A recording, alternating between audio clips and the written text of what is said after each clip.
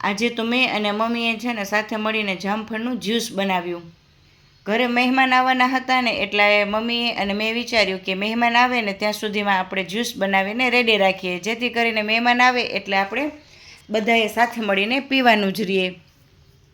તો મમ્મી અહીં બધા જામફળની છાલ નીકાળવા લાગ્યા હતા અને હું અહીં જામફળના પીસીસ કરતી હતી.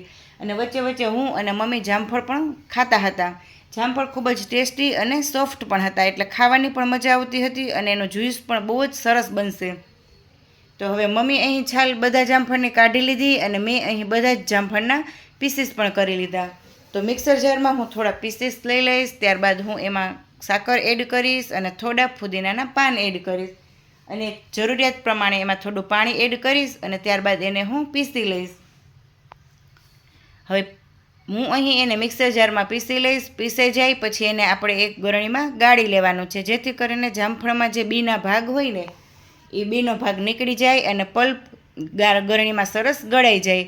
તો હું અહીં પીસતી હતી અને મમ્મી છે ને એક બાઉલ અને ગરણી લઈને રેડી જ હતા, એટલે મેં પીસી લીધું ને એટલે ડાયરેક્ટ ગરણીમાં બધું જ આ મિક્સર જારને એમાં મેં લઈ લીધું. અને મમ્મીએ છે ને મિક્સર જારમાં જે થોડો ઘણો પલ્પ ચોટ્યો હતો ને એ એક સ્પેચ્યુલા લઈને અને મિક્સર જારમાંથી બધું એને નીકાળી લીધું આ રીતે.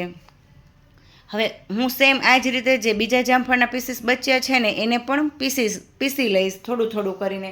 અને મમ્મી અહીં સાઈડમાં આ બધા જ પલ્પને ગરણીથી ગાળી લેશે.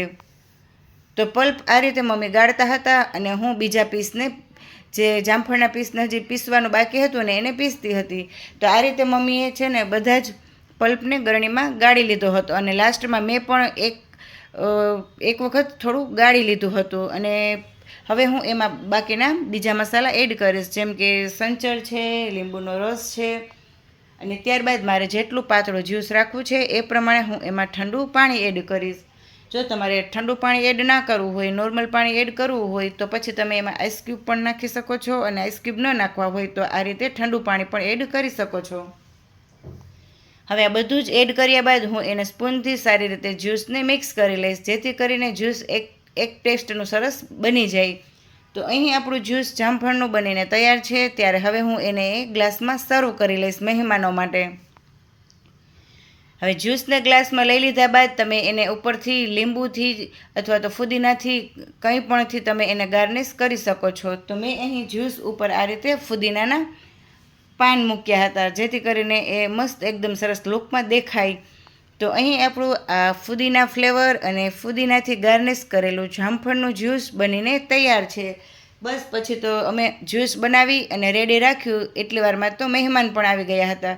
2-5 મિનિટ વાતો કરી અને ગરમી ખૂબ જ હતી એટલે પછી મહેમાનોને જ્યુસ આપી દીધું અને હું અને મમ્મી અને સાથે મહેમાન બધાએ સાથે મળીને જ્યુસનો આનંદ માણ્યો.